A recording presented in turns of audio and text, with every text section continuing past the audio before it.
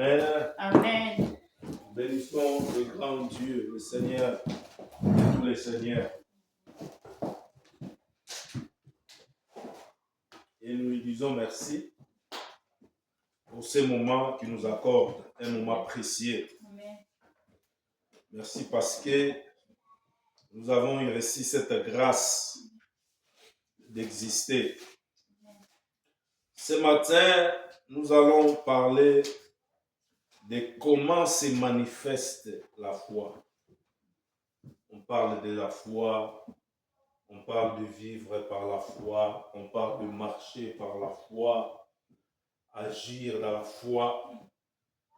La foi, c'est parmi les enseignements les plus capitaux de la doctrine chrétienne parce que on est sauvé par elle, on ira au paradis par elle et on continue à vivre en acceptant Jésus-Christ par elle.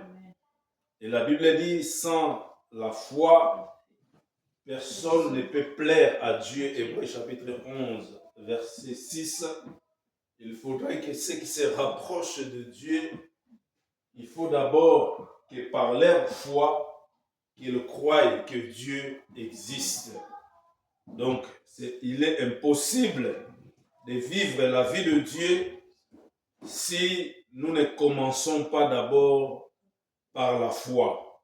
Et nous voyons que la foi, elle est une base fondamentale qui nous conduit vers l'excellence, qui nous ouvre des portes fermées, qui permet à ce que nous puissions évoluer dans notre relation avec notre Créateur. Amen. Amen. Et maintenant, ce matin, nous voulons expérimenter quelques principes de la foi qui va encore nous aider. Amen. Amen. Marc chapitre 2, versets 3 à 5. Évangile de Marc. Marc chapitre 2, versets 3 à 5.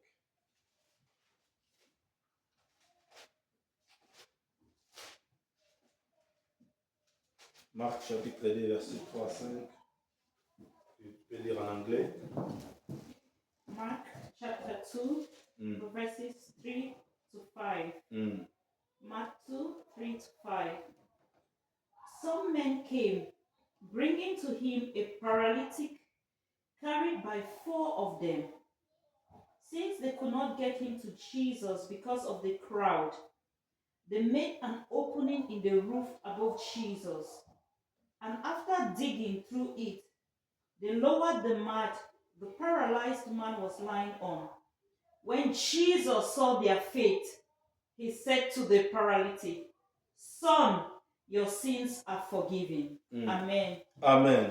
Ah, gloire. Alléluia. Amen. Alléluia. Je vais lire en français. Des gens vinrent en lui, amenant un paralytique porté par 4 hommes. Comme ils ne pouvaient l'aborder à cause de la foule, donc c'est qu'il y avait un obstacle. Donc, qu'est-ce qu'ils ont fait après? La Bible dit, ils découvrirent les toits de la maison où il était, ils descendirent par cette ouverture les lits sur lesquels les paralytiques étaient couchés.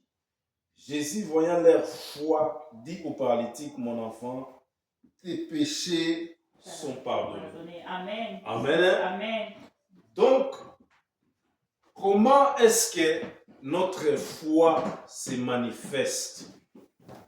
La première des choses, pour que notre foi puisse se manifester, il doit avoir un besoin. Amen. Amen. On a besoin de la main de Dieu, on a besoin que Dieu se manifeste, qu'il agit, qu'il opère, qu'il guérit, qu'il délivre. Amen. Amen. Tout ce que je suis en train de parler ou de montrer, ça s'appelle un besoin. Donc, pour que la foi d'une personne soit consommée, soit effective, qu'il y ait une réponse sur cette foi, la première des choses, il faut qu'il y ait un besoin. C'est très important. Donc, nous voyons ici que la foi en Jésus-Christ se manifeste lorsque nous lui apportons un besoin. Et ces besoins-là nous donnent le courage de surmonter tout obstacle qui est en face de nous. Amen. Amen. Et les obstacles qui s'est révélés devant ces 4 hommes étaient que la foule était devant Jésus, la foule pressait Jésus. Amen. Amen. C'est le même obstacle que cette femme qui coulait du sang a rencontré. Amen. Amen. Elle aussi, elle était face à la foule. Donc, l'obstacle, ça ne peut pas être une esquisse. Amen. Amen. Qui va te décourager de ne pas agir. Donc, nous voyons qu'entre la guérison du paralytique et le besoin que les gens qui l'accompagnaient avaient, et Jésus-Christ qui était là-bas, c'était l'obstacle. Amen. Amen. Et entre l'obstacle, Jésus-Christ et les 4 hommes, ce qui était comme véhicule qui pouvait conduire les mouvements, c'est ce qu'on appelle le courage.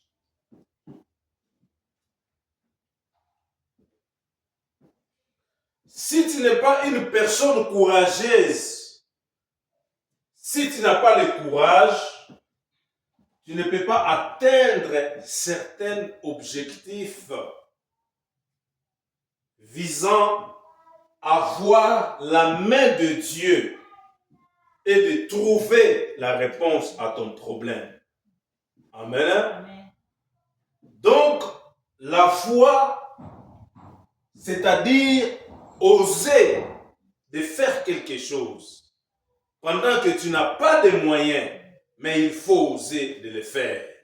Dieu aime des gens qui osent. Amen. Amen. Mais pas des gens qui calculent les choses avec leur intelligence. Ah, comment est-ce que moi je pourrais arriver là-bas? Je vois les gens devant lui. Ah, mais il se trouve dans une maison, il est dans la maison, mais il y a une porte qui est fermée. La Bible dit, lorsqu'ils regardèrent, ils voyèrent que la porte était fermée. Amen. Amen. Mais ils ont trouvé une autre ici, sur le toit. Amen. Amen. Tout ça parce qu'ils avaient besoin que le Seigneur puisse les guérir. Amen. Osez essayer même 3, 4 fois. Amen. Amen. Il faut toujours essayer avec le Seigneur. Il faut toujours se donner la peine de dire que si je prends ce chemin, ça ne marche pas, je vais prendre un autre chemin. Le Seigneur aime des personnes qui sont comme ça. Amen. Amen. Et lorsque Jésus-Christ vit qu'ils ont descendu du toit la personne, il a d'abord laissé tout ce qu'il faisait et il est venu s'occuper de la personne qu'on lui a présentée. Amen. Amen. Donc c'est très important. Et la Bible dit, Jésus-Christ n'a pas prié pour cette paralytique. Il lui a dit, tes péchés se sont pardonnés. Pourquoi? Parce que dans la révélation de l'Esprit, il a compris que ce qui était la cause de sa paralytique, c'était le péché. Amen. Amen. Au lieu de prier pour qu'il puisse marcher, il prie pour que ses péchés soient effacés ou pardonnés. Et la Bible nous dit ceci, lorsque le péché de cet homme était pardonné, il y avait quelques scribes qui étaient assis et qui se disaient en demandant comment cet homme parle-t-il ainsi. Donc, ils se disent, est-ce qu'il a le pouvoir de pardonner les péchés? Amen. Amen. Pour les scribes, Donc Jésus se présentait comme un serviteur de Dieu, mais il ne savait pas en face d'eux, ils étaient avec Dieu, qui a le pouvoir d'annuler la condamnation, les péchés dans leur vie. Amen. Amen. Donc, la vraie foi, ce n'est pas seulement la définition de la foi, mais la foi se manifeste.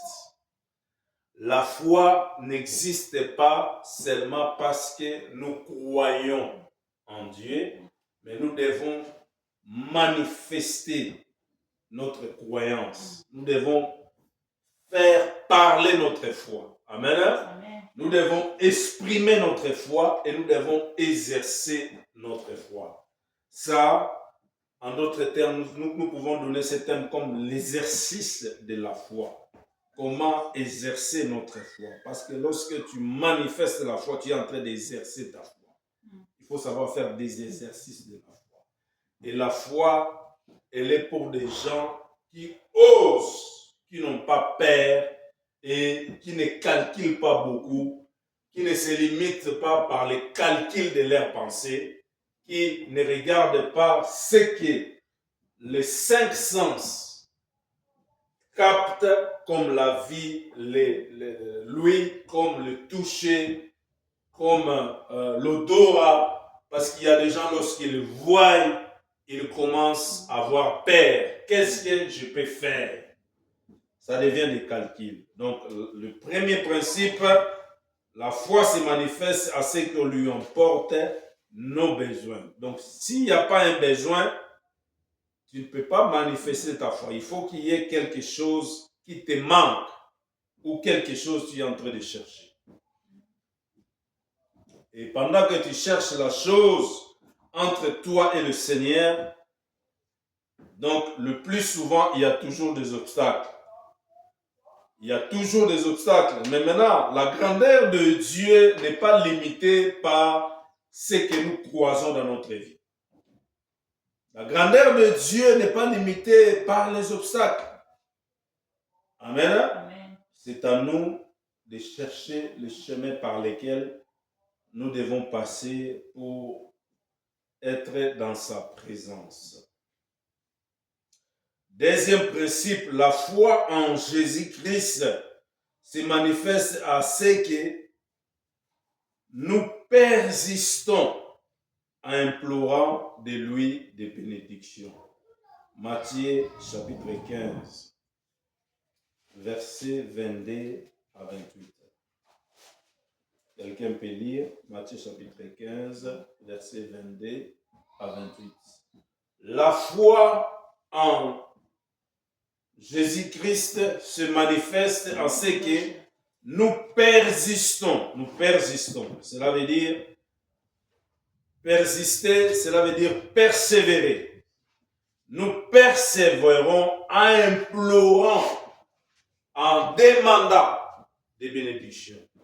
Donc si aujourd'hui je ne prends pas, demain je ne vais pas arrêter la prière de la demande que je fais. Amen. Amen. Je vais continuer jusqu'à ce que j'ai besoin. Amen. Amen. Que le Seigneur puisse m'accorder. Il y a des gens qui se lassent. Il y a des gens, lorsqu'ils prient aujourd'hui, demain, ils changent de prière. Lorsqu'ils intercèdent aujourd'hui pour quelque chose, pour une bénédiction, et ça prend du temps pour lui, il dit que ça a pris du temps. Depuis que j'ai commencé à prier, à demander à Dieu cette bénédiction, Dieu ne me l'a pas accordée. Donc, je suis fatigué, je vais laisser. N'abandonnez pas jusqu'à ce que vous allez voir ce que vous avez besoin que Dieu puisse faire. Quelqu'un peut lire Matthieu 15, 22, 28. Een Canadische vrouw die daar woonde, kwam naar hem toe en zij smeekte: Heer, zoon van David, heb medelijden met mij. Mijn dochter is in de macht van een boze geest. Maar Jezus gaf haar geen antwoord. Zijn leerling zeide dat hij haar moest wegsturen. Zij loopt steeds achter ons aan te schreeuwen. Zij zei: Jezus zei tegen de vrouw: Ik ben gestuurd om de Joden te helpen en niet de andere volken. De vrouw viel voor hem op haar knieën en smeekte: Heer, help mij. Het is niet goed het brood van de kinderen af te nemen en aan de honden te geven, zei hij. Inderdaad, heren. Maar die honden mogen toch wel de kruimels opeten die van de tafel vallen, was haar antwoord. Wat hebt u een groot geloof, zei Jezus. U krijgt wat u hebt gevraagd. En haar dochter werd op dezelfde moment genezen. Amen. Vous comprenez cette insistance. La Bible déclare ceci, et voici une femme cananéenne qui venait des contrées, lui cria, aie pitié de moi, Seigneur, le fils de David. Ma fille est cruellement tourmentée par les démons. Et il ne lui répond pas. Ici, Jésus n'est pas en esprit, il est en chair comme toi et moi. C'est comme si je parlais maman pasteur, j'ai faim, je vais manger. Maman pasteur ne me calcule même pas. Et elle commence à partir. Quelle déception. Or, lui, il était venu pour les brebis perdues. Il y a une des brebis qui est perdue, qui vient vers lui pour lui demander le secours. Mais Jésus ne calcule pas cette femme. Si c'était toi et moi, nous devons avoir cette attitude de découragement. Comment je crie à Dieu? Comment est-ce que je crains Dieu? Comment est-ce que tous les dimanches je suis à l'église, je sers Dieu avec mon argent, avec mon énergie. Mais j'ai un problème, je crie à Dieu, mais Dieu ne retourne pas son attention à mon égard. Et la Bible dit ceci, Jésus ne répondait pas. Maintenant, c'est au tour des disciples de s'approcher pour faire la pression à Jésus et lui dire avec insistance, mais comme elle crie, vous me la renvoyez parce qu'elle est toujours derrière nous. Elle nous suit, mais renvoie-la pour qu'elle ne puisse plus encore crier.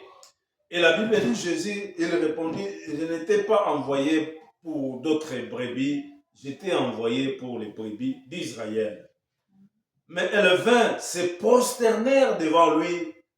Seigneur, secours-moi. Il répondit, il n'a pas bien de prendre les pains des enfants et de les jeter aux petits chiens. Pire encore, Jésus-Christ va catégoriser la personnalité de la personne de cette femme en disant que les choses des enfants, je ne peux pas les donner aux chiens. Amen. Amen. Les choses des enfants, on ne peut pas les donner aux chiens. Et la Bible dit ceci, ici on le prend dans la forme qui a été écrite, sans pour autant aller dans la profondeur pour analyser pourquoi est-ce que Jésus dit que les choses des enfants, on ne peut pas donner aux chiens. Lorsqu'il parle comme ça, c'est pas qu'il est en train de citer cette femme, qu'elle était une chienne. Amen. Amen. Elle est seulement en train de montrer à cette femme-là que ce qu'un homme peut recevoir de Dieu, cet homme-là doit avoir la nature d'un enfant de Dieu, de quelqu'un qui a la sémence de Dieu. Amen. Amen. Car lorsqu'on parle du chien, on voit des esprits. Dans le chien, on voit l'esprit de l'impudicité et l'esprit de la méchanceté. Amen. Amen. Donc le chien révèle, selon le côté prophétique, l'esprit de la méchanceté et de l'impudicité. Alors, dans la spiritualité, lorsqu'on parle des chiens comme ça, il est en train de faire voir à cette femme qu'il faudrait que les choses que moi je vais donner à la personne et que cette personne ne soit pas une personne impudique spirituelle. C'est-à-dire, en même temps, il suit Dieu, en même temps, il est dans la tradition. Amen. Que ça soit quelqu'un, une personne qui est réellement enfant de Dieu et sauvé par Christ. C'est pour ça qu'il parle dans ces contextes-là. Et cette femme-là, elle n'était pas déçue du comportement de Jésus parce qu'elle savait ce qu'elle cherchait. Amen. Amen. Lorsque tu veux manifester ta foi, peu importe les obstacles, peu importe ce qui va se présenter comme couleur des problèmes devant toi, ne te fatigue pas. Ne te dis pas que Dieu m'a abandonné. Amen.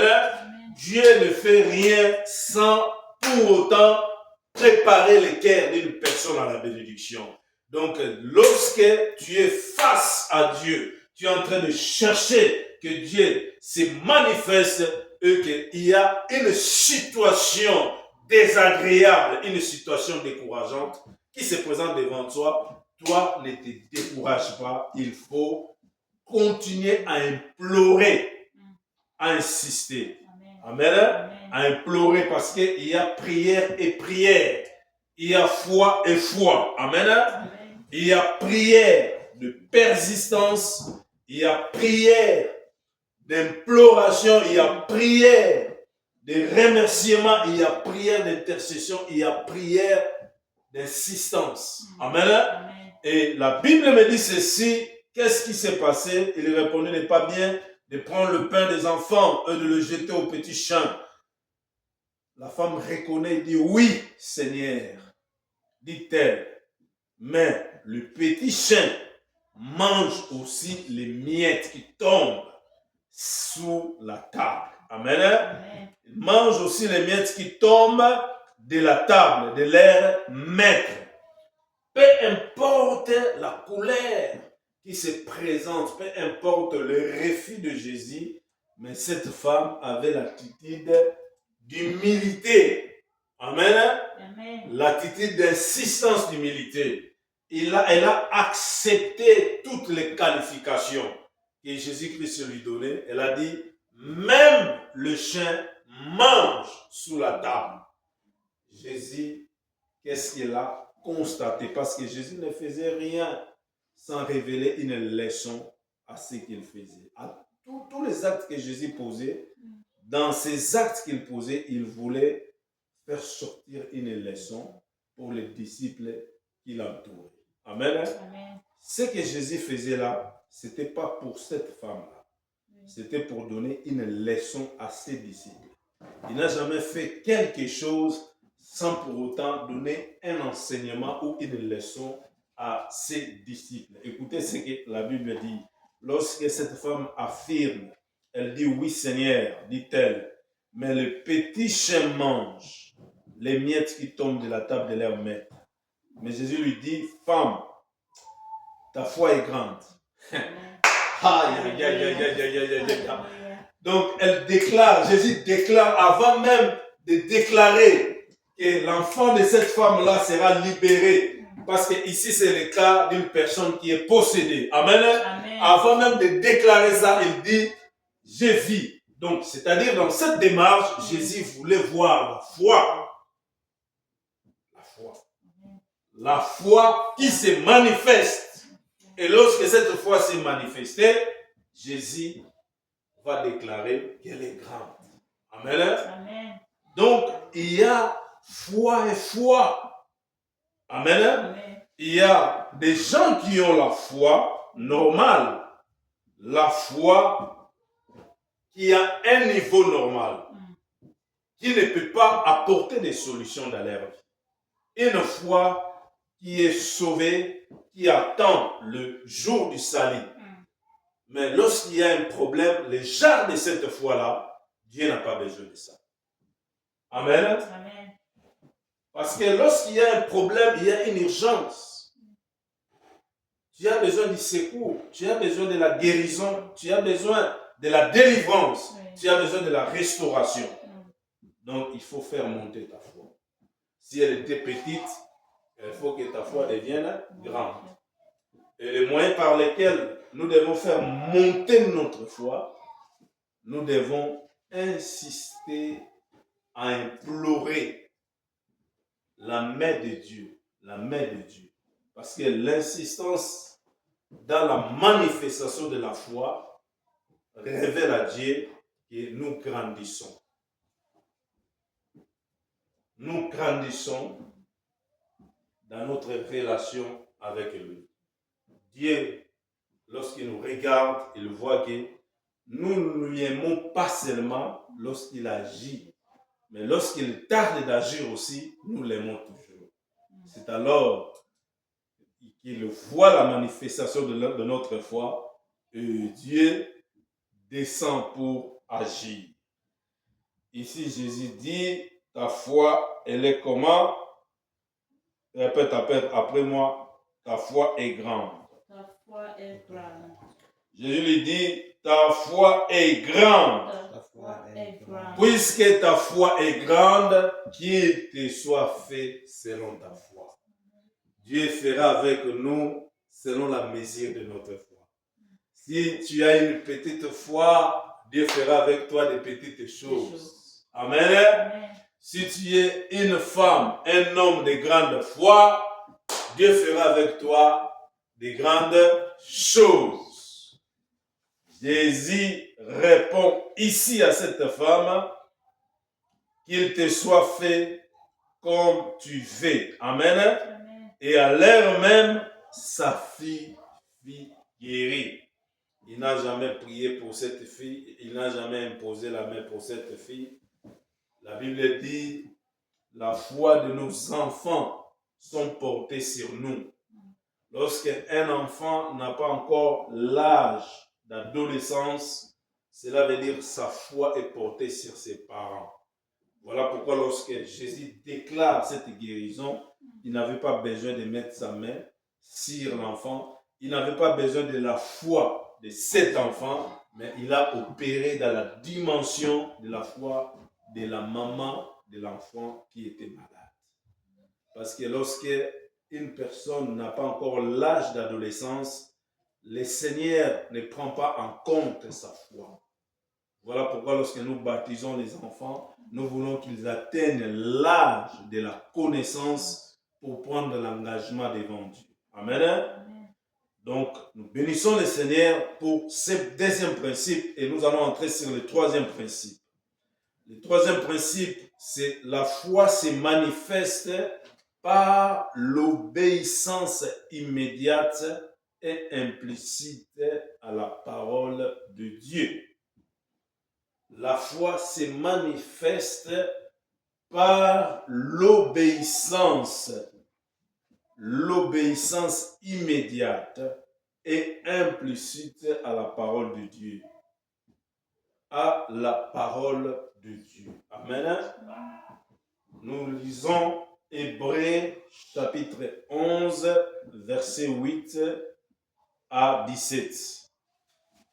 C'est un enseignement qu'on donne sur la foi parce que toute notre vie, nous allons vivre que par la foi. Nous avons choisi de suivre Jésus-Christ et le chemin par lequel nous allons voir la main de Jésus-Christ dans notre vie et par la foi. Amen.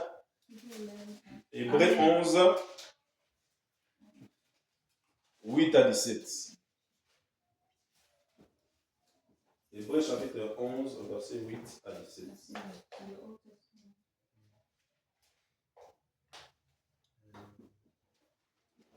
Abraham vertrouwde op God toen God hem zei dat hij zijn vaderland moest verlaten en naar een land moest gaan dat God hem zou geven.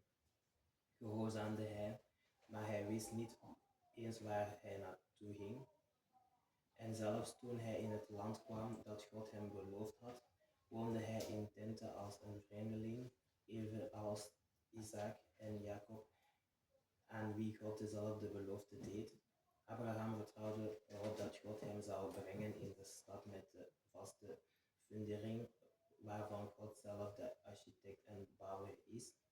Sarah vertrouwde op God en kreeg daarom een zoon toen zij daar eigenlijk al te oud voor was. God had het haar beloofd en zij erkende dat hij te vertrouwen is.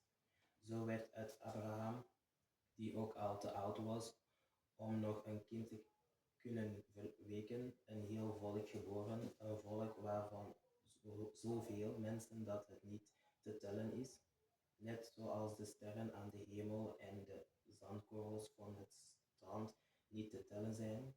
Al deze mensen zijn in het vertrouwen op God gestorven, zonder te krijgen wat hun beloofd was. Zij hebben het alleen uit de verte gezien en waren blij. Zij kwamen er openlijk voor uit dat zij hier op aarde alleen maar gasten en vreemdelingen waren en die dat zeggen, maken daarmee duidelijk dat zij uitkijken naar een vaderland.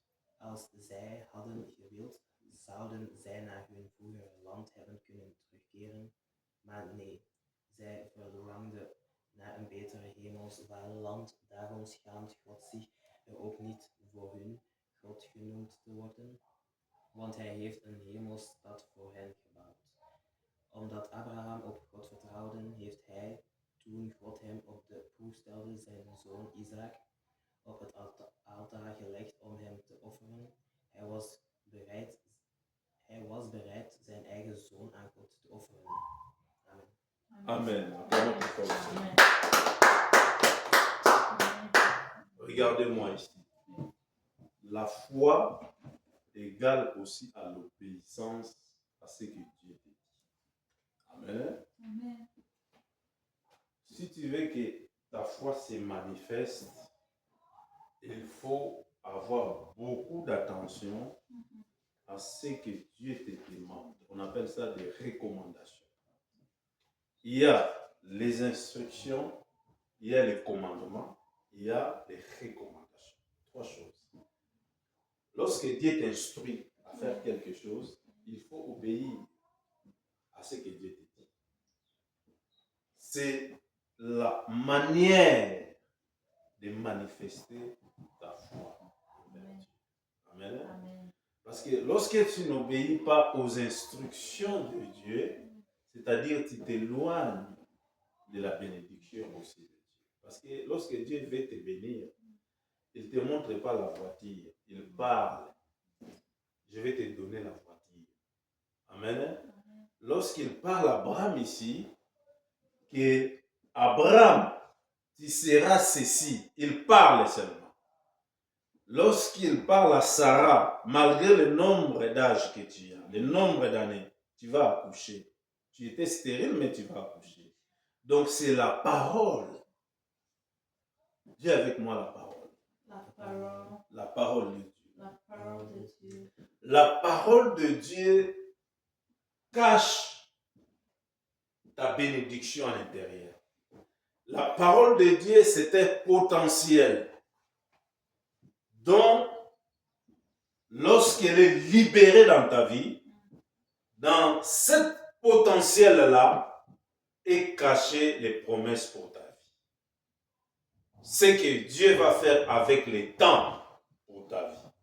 Cela est conditionné à l'obéissance. Plus tu obéis, plus tu observes à cette parole, c'est-à-dire tu vas voir l'accomplissement de ce que Dieu t'a dit. Et ce que je suis en train de vous révéler là, en d'autres termes, on dit la manifestation de ta foi. Amen. Amen. La manifestation de ta foi est liée aussi à l'observation, à l'obéissance aux instructions de Dieu. Pourquoi? Parce que lorsque Dieu instruit quelque chose, c'est comme une pluie qui se prépare dans le ciel. La pluie ne peut pas tomber sur la terre si il n'y a pas condensation là-bas. Comment est-ce qu'on appelle ça? La condensation. Amen. Donc il faudrait qu'il y ait la condensation, l'évaporisation, et pour qu'il pleuve. Donc c'est comme la parole de Dieu. La Bible dit, sa parole ne peut pas sortir de sa bouche et retourner sans connaître les faits par lesquels il envoie cette parole. Amen. Amen. Tout ce que nous sommes en train de montrer là, c'est comment connaître Dieu, comment Dieu travaille. Amen. Amen. Dieu n'est pas un homme comme toi et moi. Et Dieu n'a pas la même méthode que nous avons. Amen. Amen. Nous savons que pour avoir de l'argent, il faut travailler. Amen. Amen. Mais Jésus, lorsqu'il s'est présenté devant Pierre, Pierre dit à Jésus, j'ai pêché toute la nuit, mais je n'ai pas trouvé de poissons. Jésus a dit, bon, ça c'était la nuit. Maintenant, nous sommes les jours. Amen. Amen. Prends le même filet, jette-les. Pierre dit, mais Seigneur, toute la nuit, je n'ai pas trouvé. Maintenant, Jésus a dit, prends les mêmes filets, jette-les. Mais Pierre dit à Jésus quoi? C'est par ta parole. Par ta parole. Amen. Amen. Dieu travaille dans des petites choses. Amen. Amen. Et Dieu fait beaucoup de choses dans des petites choses lorsque nous comprenons son fonctionnement. Et Pierre dit à Jésus, c'est par ta parole que je vais jeter ces filets. Amen. Amen. C'est très important que nous puissions comprendre ces choses. On nous a parlé d'Abraham lorsque Dieu l'appelle. On dit, c'est par la foi qu'Abraham, lors de sa vocation, lorsque Dieu les choisit, l'appel, la vocation c'est l'appel. Il obéit directement, il n'a pas refusé, il n'a pas dit que non, il n'a pas résisté. Amen. Amen. Le premier point. Et il partit, cela veut dire, il abandonne sa vie ancienne, il abandonne sa patrie, il abandonne son père, il abandonne tout ce qui était attaché à son cœur. Pourquoi? Parce qu'il lui donne la place de choix de son cœur à Dieu. Si Dieu n'a pas la place de choix dans ton cœur, c'est-à-dire, tu perds déjà ce dont tu veux que Dieu fasse avec toi. Il obéit, il alla à un lieu qui devait recevoir son héritage. Dieu n'a pas pris la télévision en train de montrer à Abraham, regarde ce qui sera ta descendance. Il a seulement parlé. Parce que Dieu, avant de faire quelque chose avec toi, il parle seulement. Lorsqu'il appelle Moïse, il parle. Il appelle Jacob, il parle. Il appelle un tel, il parle. Amen. Amen. Il a appelé Jérémie, il a dit que je te connaissais avant que tu sois dans les ventres de ta maman. Maintenant, si Jérémie dit non, c'est faux, tout ce que tu dis là, je ne crois pas. Il ne voit plus la main de Dieu. Amen. Amen. Donc, nous devons être flexibles et nous devons obéir à sa parole. Donc, notre foi se manifeste par l'obéissance. Une obéissance immédiate. C'est-à-dire, quand Dieu parle, je crois, j'accepte. Pas demain. Ah, tu m'as dit maintenant, bon, je vais voir. Non. La foi qui se manifeste consiste à obéir tout de suite. Amen. À dire oui. Peu importe ce que Dieu te dit. Si ça vient de Dieu, oui. Et la Bible dit, la foi se manifeste par l'obéissance immédiate et implicite aux instructions, à la parole, aux instructions, au commandement. Parce que Dieu peut commander. Dieu peut commander. Il dit à Gédéon, tu vas me chercher les gens qui vont faire la guerre. Mais la condition est que les personnes là, tu dois les faire descendre de la rivière. Il doit boire de l'eau comme un chien qui lappe. Pas prendre de l'eau avec la main. Ceux qui prendront de l'eau comme le chien, ils sont capables de vaincre. Donc Dieu sélectionne les gens. Ça, il est multidimensionnel, il fait ce qu'il veut. Il fait grâce à celui qui veut faire grâce. Amen. Amen. Ça, c'était le troisième principe. Le quatrième principe. Donc, pour entrer dans le quatrième principe, j'allais insister pour dire que les résultats de la manifestation de notre foi provient aussi de notre obéissance à la parole de Dieu. Dieu a un canal précieux qu'il rencontre toujours ses enfants, c'est dans sa parole. Amen. Dans sa parole, c'est très important. Quatrième principe, la foi se manifeste aussi par le mépris des difficultés qui se trouvent sur notre chemin. Le mépris des difficultés, c'est-à-dire, tu es en train de conduire une église, mais tu es devant des obstacles, tu vois qu'il y a des problèmes. Il faut les refuser, ne pas voir ça. Amen. Ne pas voir ça, mais vois ton appel, vois les promesses que Dieu t'a faites. Vois ton lendemain, ton avenir. Parce que celui que tu sers, il a dit qu'il a des projets d'avenir avec toi. Et non des malheurs. Des projets de bonheur pour toi. Et des projets de succès à ton égard. C'est-à-dire, si je continue à croire, parce que je sais que tout ce que je vois est provisoire. C'est pour aujourd'hui. Parce que chaque jour accouche une histoire. Ce que je vois aujourd'hui, demain je ne le verrai pas. Amen. Amen. Ça c'est la foi. La foi consiste à voir la vision sur ce que Dieu est. C'est sur ce qu'il est capable de faire avec toi.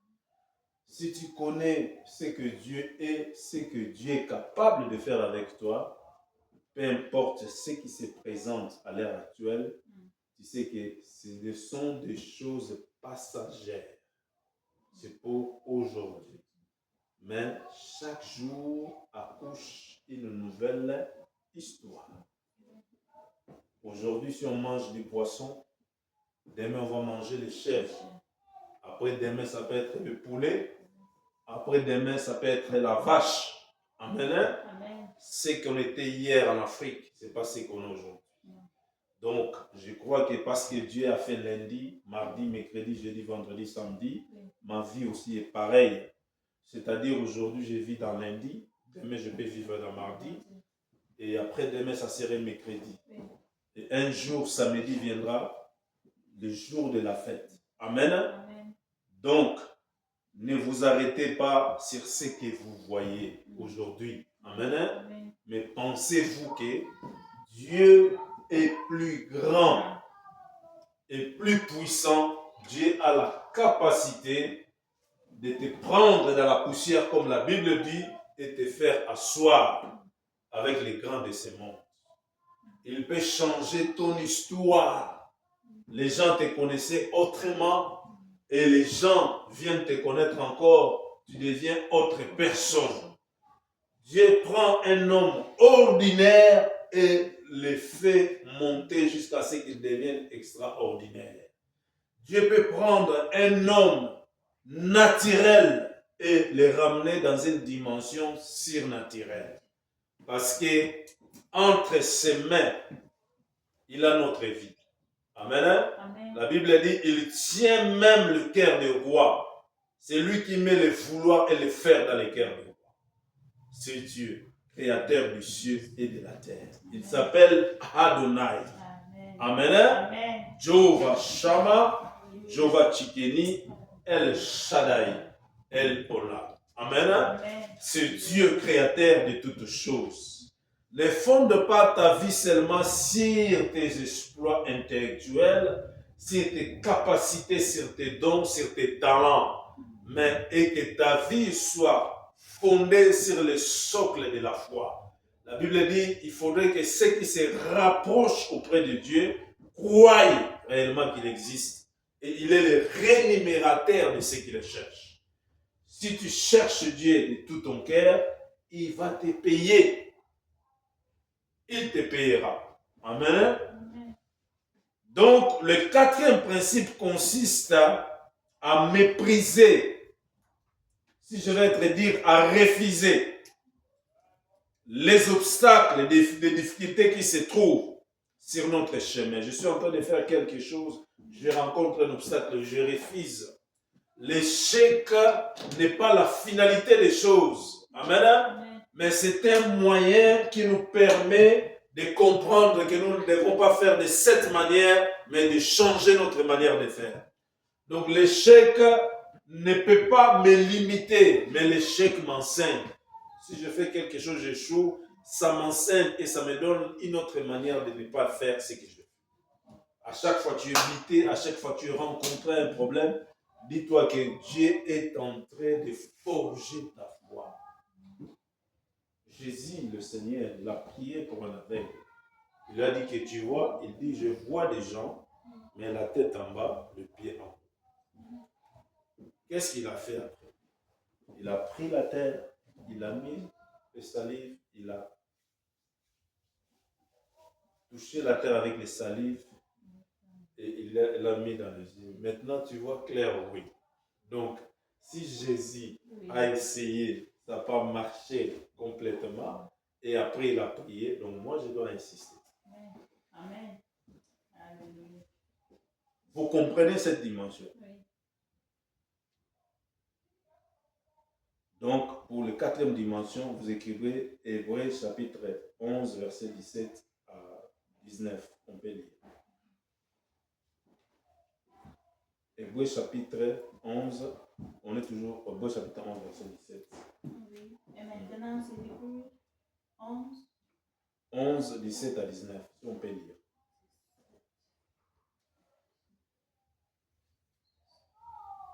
La Bible dit c'est par la foi qu'Abraham offrit Isaac. Amen. Amen. Qui a demandé à Abraham d'offrir Isaac? C'est qui? C'est Dieu, non? C'est Dieu. Et qui a offert à Abraham Isaac? C'est Dieu. Donc, c'est-à-dire Dieu donne à Abraham Isaac et Dieu demande à Abraham Isaac. Sachant que Abraham a pris Isaac dans sa vieillesse. Amen. Amen. Abraham, sa femme ne mettait pas au monde. Sa femme était stérile. La promesse d'Isaac a été donnée à Abraham lorsqu'Abraham était jeune. Mais l'accomplissement de la promesse d'Isaac dans la vie d'Abraham est venu lorsque Abraham est devenu vieux. Donc, c'est-à-dire, regardez-moi ici. Ce que Dieu te donne dans la souffrance, tu ne peux pas lui rendre facilement. Ce que tu as reçu dans la souffrance, tu ne peux pas le donner facilement. Amen. Amen. Et la Bible dit, là où se trouve les trésors de l'homme, c'est là où se trouve son cœur.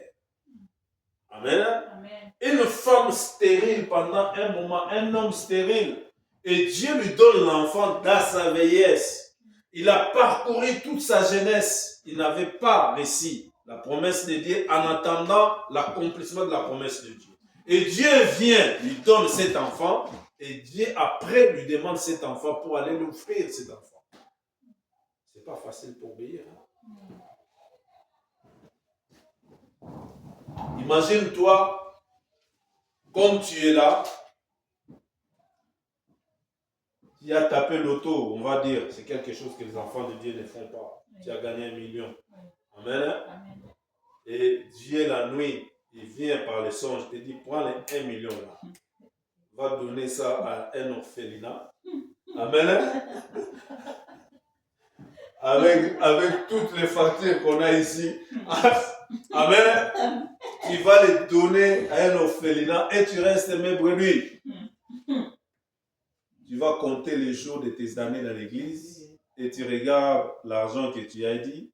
Tu avais déjà des calculs qui ont fait, je vais faire ceci, je vais faire ceci. Je vais arrêter de travailler. Avec 1 million de travail plus, on devient actionnaire. Amen. Amen.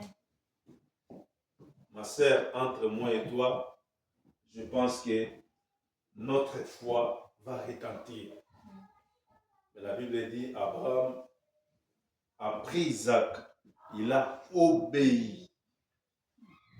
Il a obéi aux instructions de Dieu. Amen. Amen. Il n'a pas fait obstacle à la parole de Dieu. Il n'a pas regardé aussi que Sarah va se poser des questions. Cet enfant que le Seigneur nous a donné, pourquoi tu vas l'offrir, le sacrifier? Abraham m'a dit, Isaac, viens, je vais marcher avec toi. Nous allons aller faire une prière, mais dans la montagne. Amen. Amen. Et arrivé quelque part dans la montagne, Isaac demande à Abraham, mais papa, je vois les bois, je vois les feux. Où est le sacrifice? Abraham répondra, Dieu pourvoira. Amen. Amen. La Bible me dit ceci, pour continuer, c'est par la foi qu'Abraham offrit Isaac lorsqu'il fut mis à l'épreuve. Donc il y a des choses que Dieu te prouve. Tu es en train de passer un moment difficile dans la promesse que Dieu t'a donnée, c'est parce que Dieu est en train de te prouver. Tu es dans l'école de Dieu. Dieu examine il examine ta foi. La dimension de ton obéissance dans la foi. Dieu examine. Tu vas abandonner, tu vas continuer. C'est ce qui est important. Amen. Amen. Et à qui il avait été dit, en Isaac, tu seras nommé pour toi une postérité. Il pensait que Dieu est puissant même pour ressusciter les morts. Aussi les recouvrait-il une sorte de résurrection. Donc Abraham, parce qu'il sait que c'est Dieu qui lui a béni, qui lui a donné Isaac, même s'il offre à Dieu Isaac, il savait que Dieu était capable de ressusciter Isaac. Tu vois le degré de la confiance, le degré de la foi. C'est très important qu'un homme ait cette attitude. Ce que tu reçois de Dieu ne peut pas mourir. Ce que tu reçois de Dieu ne peut pas mourir. Même si tu le reprends, tu le donnes à Dieu, dis-toi que cela ne va pas mourir. Cinquième principe pour finir.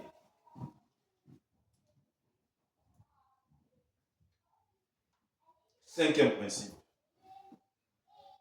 La foi se manifeste par les sacrifices. Par les sacrifices des avantages présents et visibles, passagers, afin d'avoir part à ceux qui sont à venir, invisibles mais permanents. La foi se mesure par des sacrifices. Par des sacrifices. La foi se mesure par des sacrifices des avantages présents et visibles. C'est-à-dire, tu sers Dieu en esprit, mais tu sers Dieu aussi avec tes biens. Amen. Un jeune homme riche, Luc chapitre 19, croisa Jésus et posa la question à Jésus. Il dit à Jésus, j'obéis aux 10 commandements. Amen. Amen. À la lettre. Mais que dois-je faire pour hériter le royaume de Dieu?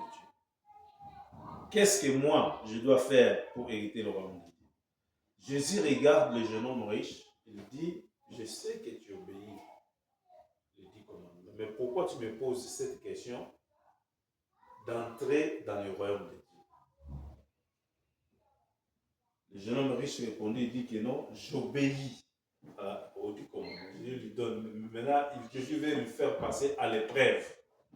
Parce que si tu dis à Dieu que je te crains, je marche dans la crainte de ta parole, si tu es devant Dieu, il va encore éprouver la dimension de ta sanctification. Jésus lui dit, maintenant, ce qu'il faut que tu fasses pour que Jésus puisse tester le niveau de son obéissance à l'instruction, à la parole et au commandement de Dieu. Prends tout ce que tu as, vends-le, cet argent-là va donner aux pauvres. Viens, suis-moi et tu vas entrer dans le paradis. Ici, Jésus mesure quoi? Jésus mesure la dimension de l'obéissance de sa foi. La dimension de l'obéissance de sa foi. Maintenant, dans le cœur de ces jeunes hommes riches, en première position, ce n'était pas Jésus, c'était sa richesse.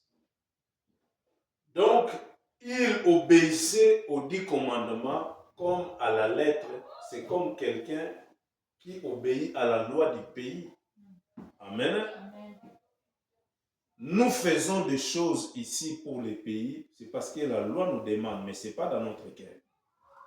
Nous ne portons pas ces lois dans notre cœur, mais c'est parce que les pays nous demandent à observer les règles du pays. Je ne peux pas rouler à 50 là où on a écrit 30. Mais il arrive des fois, si je suis pressé, je peux aller même à 70. Amen. Amen. Parce que ce n'est pas dans mon cœur. C'est parce que je vais juste éviter une amende. Amen. Amen. Ici, la Bible dit que Jésus lui demande de prendre tout ça, de les vendre. Il va regarder sa richesse, il regarde Jésus, il choisit sa richesse. Donc, le terrain le plus difficile, c'est le cœur de l'homme. Amen.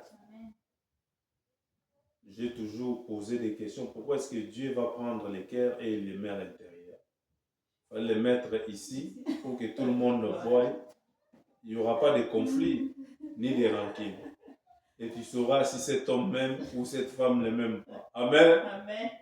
Mais Dieu étant multidimensionnel et un technicien spirituel, il a accepté de mettre les cœurs à l'intérieur. Parce que tout ce qui est intérieur est secret. Amen. Amen. La Bible dit, la force de Dieu, c'est de cacher les choses. Mais la force du roi, c'est de scripter les choses. Si tu veux connaître la force de Dieu, il faut révéler ce qui est caché pour toi. Tu vas découvrir la destinée et ce que Dieu a préparé pour toi. Amen. Amen. Donc, nous avons fini. On dit que la foi se manifeste par les sacrifices. Si ce jeune homme avait sacrifié sa richesse, aujourd'hui, il sera dans le paradis. Amen. Amen. Mais il n'a pas voulu sacrifier sa richesse. Il a voulu demeurer et continuer à vivre dans le sacrifice, dans la richesse, à la place de sacrifier sa richesse. Amen. Amen. La foi se manifeste par les sacrifices des avantages présents et visibles, mais passagers. Pourquoi? Parce que toute chose passera. Mais la parole de Dieu ne passera pas. Alors, lorsque tu vis sur la terre, il faut être modeste. Amen. Amen. Il faut avoir de la modestie. Savoir que tout ce que tu as est vanité de vanité. Salomon a vécu. Il avait à lui-même 300 concubines. Une seule personne, je ne sais pas comment est-ce qu'il faisait. Il avait de bien. Il était roi. Mais après avoir vécu toutes ces choses, il dit vanité de vanité. Tout est vanité. Amen. Amen. Quand tu arrives dans cette dimension, tu comprends que l'amour de Dieu est plus important que toute chose. Amen. Vous me vivre en paix et en amour, en harmonie avec Dieu, qui est d'être à cheval sur les choses passagères. Amen. Amen. Parce que toute chose, dis avec moi, passera. Toute chose Toute chose passera. passera. La vie passera. La vie passera. La nourriture passera. La nourriture passera. Les voitures passeront. Les voitures passeront. Ta maison que tu es en train de vivre là, tu ne sais pas après 100 ans, 50 ans, qu'est-ce qui va vivre. Amen. Amen. Donc, soyons humbles, modestes, naturels avec Dieu. Amen. Amen. Acclamons très fort le Seigneur. Que Dieu vous bénisse.